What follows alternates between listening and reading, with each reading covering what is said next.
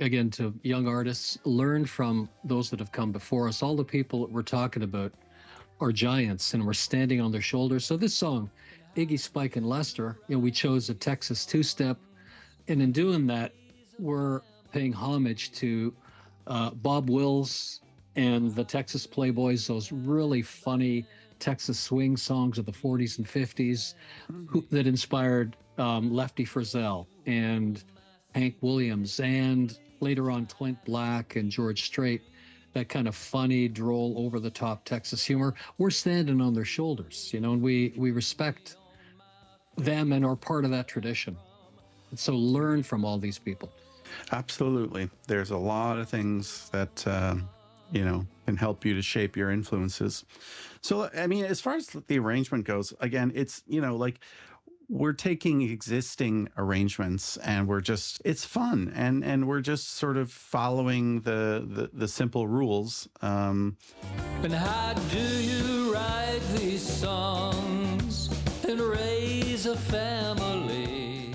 We're getting some like slide action in there. So this is the slide track over here.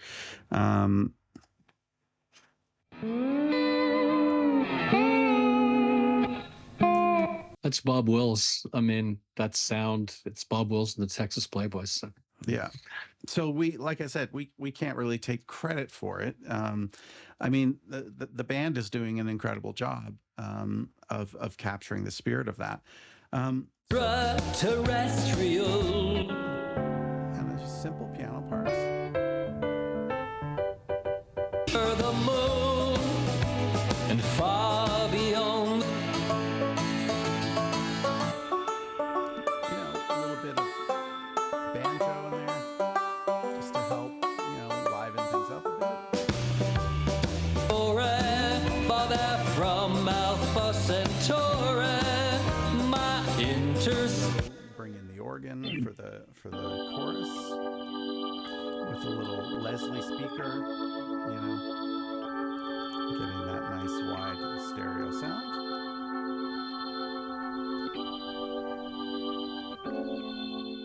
As far as like arranging goes, when I'm thinking about arrangements for these songs, it always just depends on the song, and for this song, it didn't need much,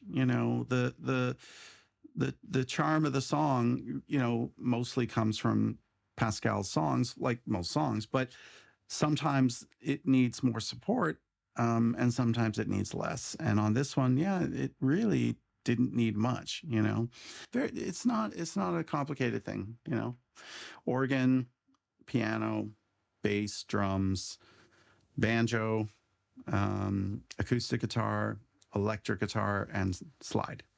So it's just great. Yeah. Just great. And we've had a lot of play. A lot of friends in Texas have commented on it. We had a lot of fun with this song. And it's just beautiful.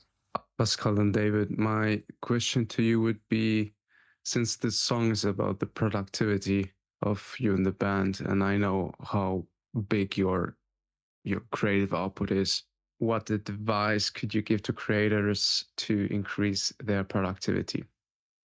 Great question. Yeah, that's a great question. Pascal, do you want to go first? David, shall I start or do you want to start? Look at us. You start, Pascal. Go right ahead. So we've got a really good process, and we have a cadence every Friday morning. We have really strong technology. We communicate in real time. So my advice to young artists is set up a solid process and then stick to it. So make a rule and follow it, and make everything visible. So we've got basically a team board we call our spreadsheet that shows the status of every song. It's color coded. I'm an engineer by training, and I grew up professionally at Toyota manufacturing. So this is very important to me. And David could run a Toyota plant. He's so organized, so focused. So as I think we've said before, the paradox of art is that it's based on solid standards. If you want to be a good pianist, you've got to learn the shapes. You've got to do, the 1, 3, 6, 2, 5, 1s, the et cetera, et cetera. You've got to learn the shapes, the patterns. You've got to be able to play them in every key. And similarly, you've got to learn the fundamentals of management, the fundamentals of visual management, the fundamentals of, putting a team together and motivating the team and developing a shared vision and treating people with respect so that you're in it for the long term. All of those things are essential to that foundation. So I would add on to that the most important word in anything, doesn't matter what you're doing, but specifically if you're trying to be a composer, a musician, an arranger, a producer, and that word is, wait for it, failure. Accept failure. Okay. Because failure really is the greatest teacher that you will ever have.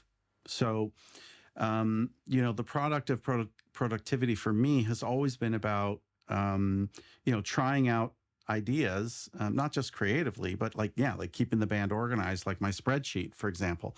The spreadsheet comes from my 30 years of being a video game composer and working with companies like Activision and Ubisoft and Sony, and they have organization on that Toyota level that Pascal's talking about, Yep. right? So I learned a lot of techniques about managing, because if you think about a video game, you're literally talking millions of different files that literally get into one game that you go buy in the store.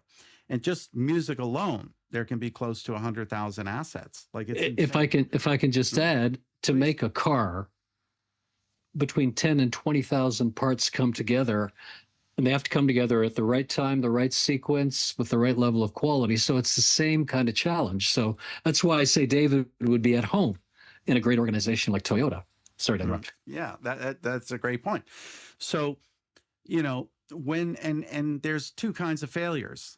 I want to be very clear about this. There is I didn't reach my goal yet, which is the best kind of failure. That's a positive failure. And then there's giving up. Oh, look at that. We got a All right. we got a check mark. We got an affirmation there.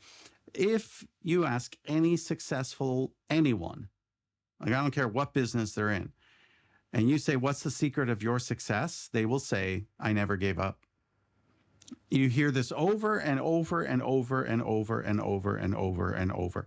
The Beatles were rejected by Decca Records and every other British label. They were told your sound is old and outdated and nobody wants guitar surf music anymore. And, so I think that, accept failure as a friend, but don't let it beat you down, Yeah. So if I can add 2 points, one, which David has alluded to, one is you got to get a little better every day. So you got to learn from your mistakes, and then your process gets better.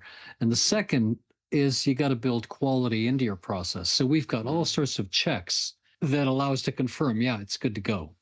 And that's also the secret to our productivity. It's these extraterrestrials, but it's the process that David and I and the band have put together, learning from our mistakes and getting better a little every day and building our lessons into the process. That's how we're able to do what we do. And those are important lessons for young artists, I think.